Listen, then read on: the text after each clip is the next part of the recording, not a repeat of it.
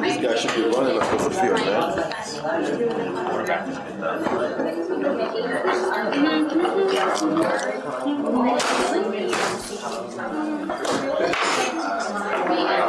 All right, folks, let's see. We've got Adams, Alexander, Brighton, Del Monte.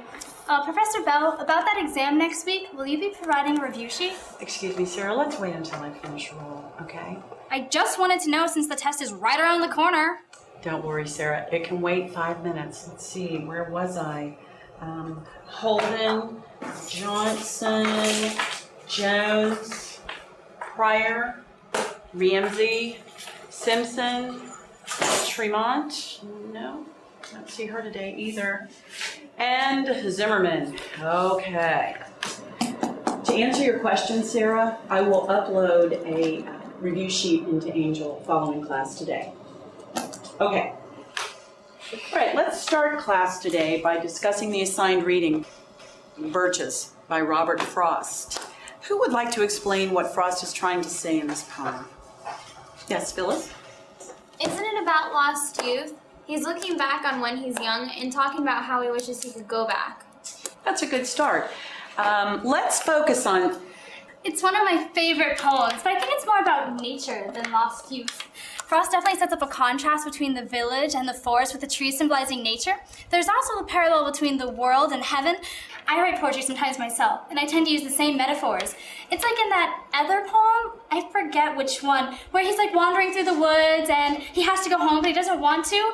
Like where in this one, he wants to climb almost to heaven, but then he wants to get lowered back down to the ground. I guess what I'm saying is that in this poem, there's a lot of different layers of contrast, and it's a lot like Frost's other works. All right, Sarah, that's all true, but let's try to stay focused on this poem for the time being. What about what Phyllis said? Who would like to try to expand on that lost youth motif? Dawn? Well, I read it differently. I thought the boy in the poem was supposed to represent the sun. Give me a break! That's gonna be the stupidest thing I ever heard!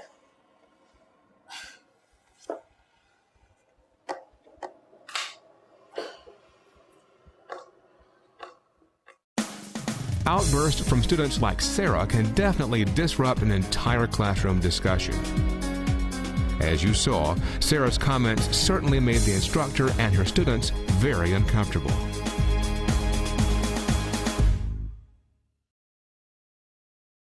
So, what do you think of Sarah's behavior and what might be going on with her? How did the instructor react and handle Sarah's participation and outburst in the class discussion? What should the instructor say to the other students? What would you have done differently to handle this situation as the instructor of the class?